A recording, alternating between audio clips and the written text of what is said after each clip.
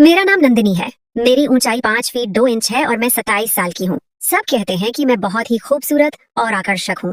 मेरा चेहरा ऐसा है जैसे कमल का फूल खिला हो और मेरी आंखों में मस्ती भरी है। मेरे गाल गोल मटोल और भरे भरे हैं और मेरे होंठ शहतूत की तरह रसीले हैं। यह उस समय की बात है जब मैं लगभग 16 साल की थी और हमारी 10वीं कक्षा की बोर्ड परीक्षाएं सिर पर थीं। मैं कोई बहुत ज्यादा कमजोर छात्रा तो नहीं थी, लेकिन न ही बहुत मेधावी। मुझे परीक्षा की तैयारी के लिए किसी के मार्गदर्शन की जरूरत थी। मेरी मामी का बेटा विराट उससे पहले ही 10वीं कक्षा पास कर चुका था और वह हमारे घर से ज्यादा दूर नहीं रहता था। मैंने अपनी माँ जी से कहा कि वह विराट से बात करें कि वह मुझे कुछ देर पढ़ा दिया करें। इस तरह मुझे ट्यूशन के लिए दूर नहीं जाना पड़ेगा, आने जाने की परेशानी भी नहीं होगी और समय भी बर्बाद नहीं होगा। माँ जी ने उसी दिन विराट से बात की और मुझे बताया कि वह शाम 7 बजे से 9 बजे तक मुझे पढ़ाने आया करेगा। उस दिन मैंने जल्दी जल्दी अपने सारे काम निपटाए और अपनी किताबें लेकर पूजा घर से सटे ड्राइंग रूम में पढ़ने बैठ गई। लगभग 7:30 बजे होंगे जब विराट हमारे घर आए। विराट की उम्र उस समय 25 साल के करीब थी और वह काफी सुंदर और आकर्षक व्यक्तित्व के मालिक थे। उनका कद 6 फीट के करीब था, जबकि शरीर मजबूत और सुगठित था। क्लीन शेव के साथ उनका गेहुआ रंग बेहद मोहक था। औपचारिक नमस्ते के बाद वह मुझसे मुखातिब हुए। अच्छा, तो मेरी शिष्या पढ़ाई के लिए तैयार है? मैंने भी सिर हिलाते हुए कहा, जी। Very good. ये बताओ किस विषय में खुद को ज्यादा कमजोर समझती हो? विराट ने मेरी किताब उठाकर उसके पन्ने पलटते हुए किताब पर ही नजरें जमाए मुझसे दूसरा सवाल पूछा। तो मैंने उन्हें बताया कि मैं गणित, मैथमेटिक्स और अंग्रेजी इंग्लिश में कमजोर हूँ। मैं थोड़ा सिमट कर बैठी हुई थी और बात करते हुए भी थोड़ी झिझक रही थी। विराट ने किताब मेज पर रखते हुए मेरी ओर देखा और बोले, अगर इसी तरह तुम घबराई और झिझकती रहोगी तो मुझे नहीं लगता कि मैं जो कुछ भी तुम्हें पढ़ाऊंगा वह तुम्हें याद हो सकेगा। लिहाजा डरने और झिझकने की जरूरत नहीं। हम बड़े दोस्ताना माहौल में पढ़ाई करेंगे और जो कुछ भी पढ़ेंगे उसे याद भी रखेंगे। जी बेहतर। मैंने खुद को थोड़ा शांत जाहिर करने की कोशिश करते हुए कहा। उस दिन पढ़ाई तो कोई खास नहीं हुई, अलबत्ता विराट ने अपनी बातों और चुटकुलेबाजी की मदद से मेरी झिझक दूर कर दी। मैं अब काफी शांत भी थी। यही वजह थी कि मैं विराट के चुटकुलों का जवाब भी चुटकुलों की सूरत ही दे रही थी। मेरा चंचल स्वभाव जागृत हो चुका था। विराट ने थोड़ी सी गणित की एक्सरसाइज कराई और अंग्रेजी से शुरू करने का कहकर घर जाने के लिए उठे। माँ जी ने उन्हें रोक लिया कि चाय तो पीते जाए। विराट भी चाय के लिए बैठ गए। चाय और थोड़ी गपशप के बाद विराट कल शाम 7 बजे आने का कहकर घर चले गए। लगभग 2 हफ्ते तक मामलात ऐसे ही चलते रहे। वह समय के खासे पाबंद थे, समय पर आते और अपना काम समय पर खत्म करके चले जाते। उनकी शख्सियत आकर्षक तो थी ही, उनके पढ़ाने और समझाने का अंदाज भी खूब था। यही वजह थी कि मैं विराट की दीवानी हो चुकी थी और उनसे काफी बेझिझक भी हो चुकी थी। उस दिन विराट मुझे गणित की एक्सरसाइज करा रहे थे जब माँ जी चाय ले आईं। उन्होंने चाय मेज पर रखी और बोली कि चाय पहले पी लेना।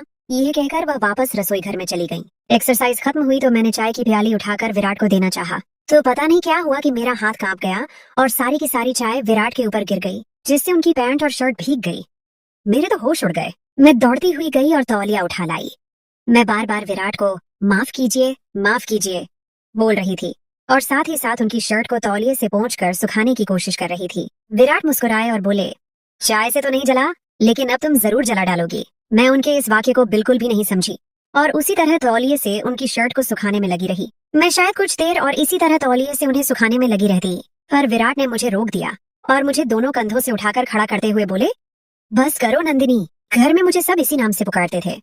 Everything is fine. तुम बेवजह परेशान हो रही हो। लेकिन मैं खुद में बहुत शर्मिंदा थी, इसीलिए जब मैंने उन्हें इस तरह से सहानुभूति दिखाते देखा तो मेरी आंखों से आंसू निकल आए। उन्होंने जब मुझे रोते देखा तो अपनी बाहों में भरकर मुझे सीने से लगा लिया और माथे पर चुंबन देते हुए बोले, अरे पगली, रोती क्यों हो? तुमने जानबूझकर चाय थोड़ी गिराई है? यह तो संयोग से हुआ। उनके ढांढस बंधाने पर मुझे हिम्मत हुई और मैंने आंसू पोंछते हुए कहा, जानती हूँ कि हादसा हुआ, लेकिन हादसे भी तो किसी न किसी गलती का ही नतीजा होते हैं और इस हादसे की गलती की मैं ही जिम्मेदार हूँ। विराट भी शायद माहौल को खुशनुमा बनाना चाहते थे, इसलिए बोले, नंदिनी, मैं तुम्हें इजाजत देता हूँ कि तुम ऐसे हादसे रोज किया करो। वह हंस रहे थे और उनकी यह गंभीर हंसी मेरी समझ से बाहर थी। मैं भी उन्हें हंसते देखकर मुस्कुरा दी। विराट ने कहा, चलो वापस वहीं से शुरू करते हैं जहाँ पर हादसा हुआ था। यह कहते हुए उन्होंने मुझे अपनी बाहों के घेरे से आजाद कर दिया। मैंने वापस अपनी कुर्सी पर बैठकर किताब खोलना चाहा तो विराट ने कहा, आज का काम खत्म समझते हैं, मैं चलता हूँ क्योंकि इस हालत में मैं तुम्हें कुछ नहीं पढ़ा पाऊंगा। विराट अपनी किस हालत के बारे में कह रहे थे मुझे कुछ पता न चला।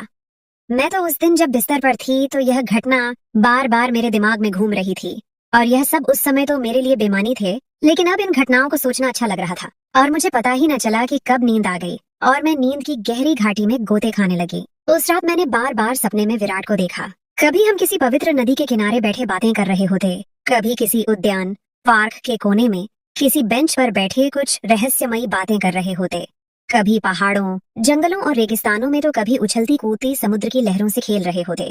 खैर उस रात मैंने और विराट ने मिलकर पूरी दुनिया की सैर की। मैं उस दिन बहुत गहरी नींद सोई। सुबह उठी तो मेरे सपने का हर एक दृश्य मेरे मन में अंकित था। मैं बिस्तर से उठना ही नहीं चाह रही थी। मैं सपनों की दुनिया से निकलना ही नहीं चाह रही थी। मुझे मालूम नहीं कि ऐसा क्यों था, पर जो भी था बहुत सुखद था। दूसरी शाम जब विराट हमारे घर पहुंचे तो मैं उसी वक्त नहाकर निकली थी। मेरे बाल गीले थे और उनसे अभी तक पानी टपक रहा था। विराट की बार बार उठती हुई नजर को मैं बखूबी महसूस कर सकती थी। मैं तो विराट को सपनों में बसा चुकी थी, लेकिन यहाँ लगता था कि विराट के मन में भी कोई बात चल रही है। पढ़ाई के दौरान आज मेरे दिल में अजीब अजीब ख्याल आ रहे थे। मैं नहीं जानती थी कि प्यार क्या है, लेकिन इतना जरूर था कि विराट के ख्याल मुझे मुग्ध कर रहे थे। जिंदगी में मुझे ऐसी भावनाएं पहले कभी नहीं हुई थी। यूं ही जब विराट मुझे गणित के एक सवाल की एक्सरसाइज करा रहे थे तो मैं उनके साथ बहुत करीब हो गई थी। मैंने ऐसा कोई इरादा नहीं किया था, बल्कि ऐसा होना संयोगवश था। आखिर 9 बजे और विराट घर जाने के लिए उठे तो मैं भी किताबें समेट कर उठी तो उन्होंने करीब से गुजरते हुए बड़ी आहिस्तगी से कहा, नंदिनी तुम बहुत सुंदर लग रही थी। मैंने चौंक कर उनकी तरफ देखा तो इस दौरान वह मुझसे दूर हो चुके थे। उनके शब्द सारी रात मेरे कानों में गूंजते रहे। शायद महिलाओं के बारे में सच कहा जाता है कि वह बहुत आत्ममुग्ध होती हैं, इसीलिए उनकी तारीफ की जाए तो फूली नहीं समाती। अगले दिन भी विराट समय पर ही आ गए। अभी हमने पढ़ाई शुरू ही की थी कि बिजली चली गई। मैं उठी कि दीपक मोमबत्ती जला कर ले आऊं, तो विराट ने मेरा हाथ पकड़ लिया और बोले, हमने कौन सा मोतियों से माला पिरोनी है, ऐसे ही बैठ के बातें करते हैं, थोड़ी ही देर में बिजली तो आ ही जाएगी। तो मैं भी उधर ही बैठ गई और हम इधर उधर की बातें करने लगे। विराट ने मेरा हाथ ऐसे ही पकड़े रखा था, लेकिन मुझे अजीब लग रहा था। अगरचे विराट की मोहब्बत मुझ पर हावी हो चुकी थी और उनकी प्रभावशाली शख्सियत ने मुझ पर जादू सा कर दिया था, लेकिन मैं तुरंत यह उम्मीद नहीं कर रही थी। कमरे में चूंकि अंधेरा था और हम एक दूसरे के चेहरों के हाव भाव नहीं देख पा रहे थे। सच कहूं तो मुझे उनके हाथ अपने हाथ पर बहुत अच्छा लग रहा था, लेकिन कोई अंदरूनी डर था जो रोक रहा था। लेकिन अगर विराट की जगह कोई भी और होता तो मैं यकीन से कह सकती हूँ कि मैं उसका हाथ नोच लेती, लेकिन विराट के लिए तो मैं पहले से ही सब कुछ हारी हुई थी। फिर भी मैं यह सब कुछ नहीं चाह रही थी जो हो रहा था। मुझे अजीब लगने लगा था, इसीलिए मैंने उनके हाथ को छोड़ा और शौचालय टॉयलेट जाने के बहाने वहां से उठ गई। लेकिन मैं जैसे ही उठकर कदम बढ़ाने वाली थी, पता नहीं मुझे क्या हुआ, मैं डगमगा गई। उसी लम्हे विराट ने हाथ बढ़ाकर मुझे सहारा दिया तो मैं गिरने से बच गई। मैं बहुत घबरा गई थी। शायद मैं जल्दी से शौचालय की तरफ भागी। मुझे कोई जरूरत तो नहीं थी, अलबत्ता ठंडे पानी से मुंह पर छींटे मारे तो गर्मी का एहसास कुछ कम हुआ। मैं अभी शौचालय में ही थी कि बिजली आ गई।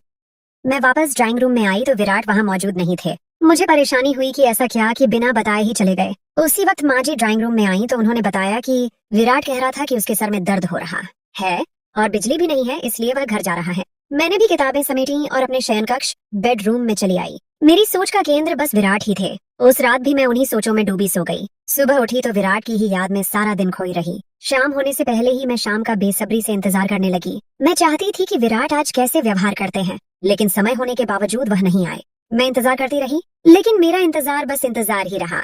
वह 8 बजे तक नहीं आए तो मैंने माँ जी से कहा कि खैर वह विराट पता नहीं आज क्यों नहीं आए। माँ जी ने कहा कोई और काम आ गया होगा इसलिए नहीं आ सका होगा।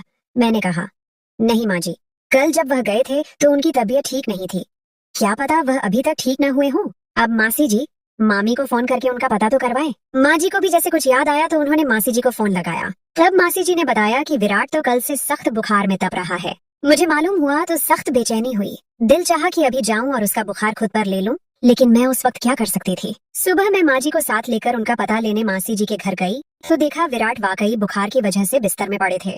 थोड़ी सी औपचारिक बातचीत के बाद मैं उधर ही बैठ गई। मासी जी और माँ जी भी साथ बैठी अपनी बातों में मसरूफ हो गईं।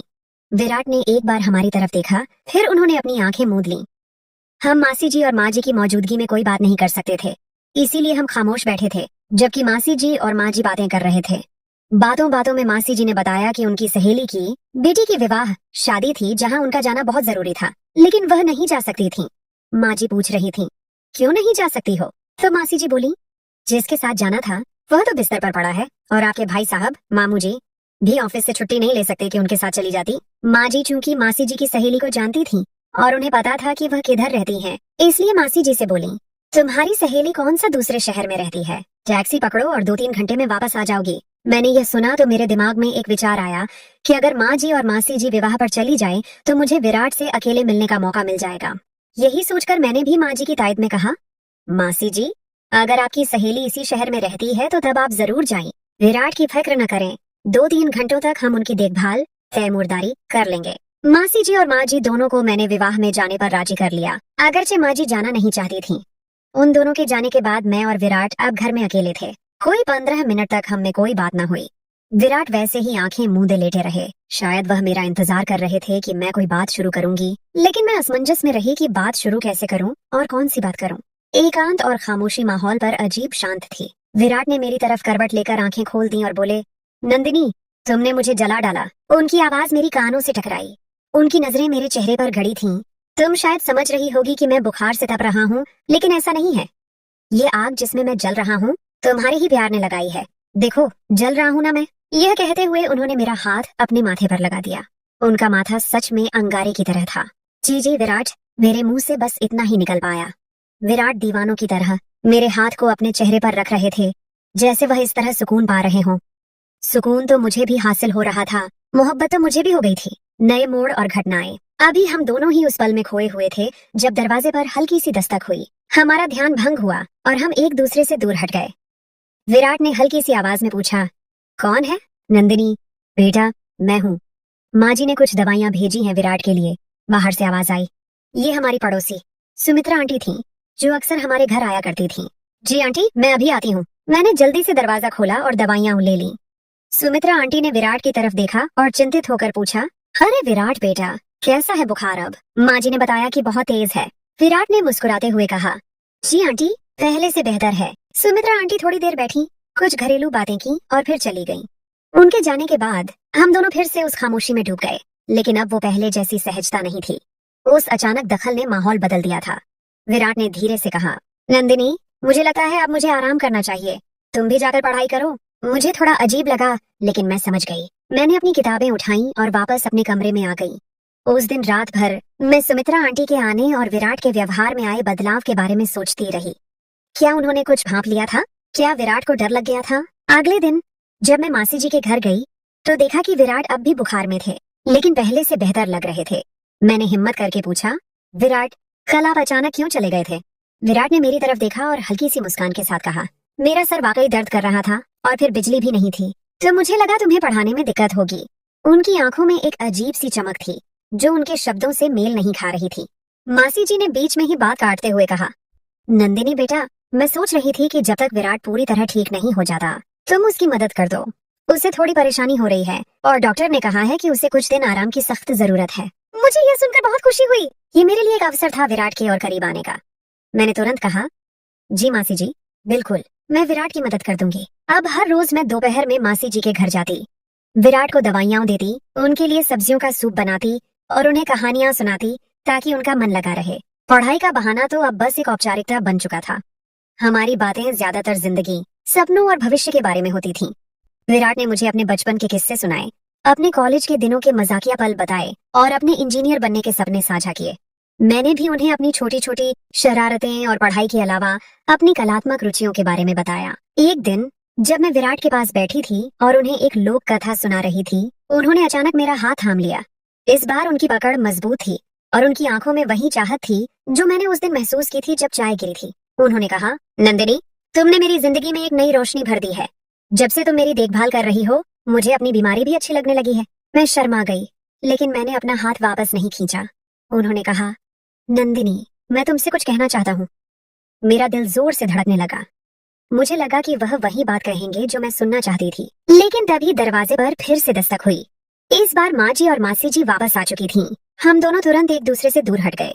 मेरा चेहरा लाल पड़ गया था और विराट भी थोड़े असहज लग रहे थे। माँ जी ने मासी जी से कहा, देखो मासी जी, हमारी नंदिनी कितनी सेवा करती है। विराट का रंग भी लौट आया है। मैं माँ जी की बात सुनकर और भी ज्यादा शर्मा गई। उस दिन विराट ने फिर से अपनी बात पूरी नहीं की, लेकिन उनकी आंखों में एक वादा था। अगले कुछ दिन विराट की तबीयत में सुधार आया और उन्होंने फिर से मुझे पढ़ाना शुरू कर दिया। लेकिन अब हमारे बीच एक अनकहा रिश्ता बन चुका था। हमारी नजरें ज्यादा मिलती थीं और हमारे स्पर्श में एक नई गर्माहट आ गई थी। जब भी माँ जी या मासी जी आसपास नहीं होती थीं, तो विराट मुझे छेड़ने लगते थे और मैं उनके चुटकुलों पर हंसती थी। एक शाम जब पढ़ाई खत्म हो गई थी और विराट जाने के लिए उठ रहे थे, तो मैंने हिम्मत करके कहा, विराट, आप मुझसे कुछ कहने वाले थे उस दिन। विराट मुस्कुराए और बोले, हाँ नंदिनी, मैं तुमसे कहना चाहता था कि तुम मेरी सबसे अच्छी शिष्या हो।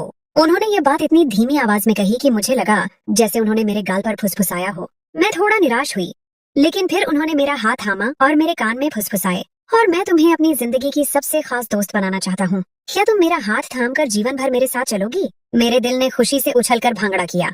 मैं बस मुस्कुरा दी और उनका हाथ थामे रखा। उस दिन के बाद हमारी पढ़ाई सिर्फ किताबों तक सीमित नहीं रही,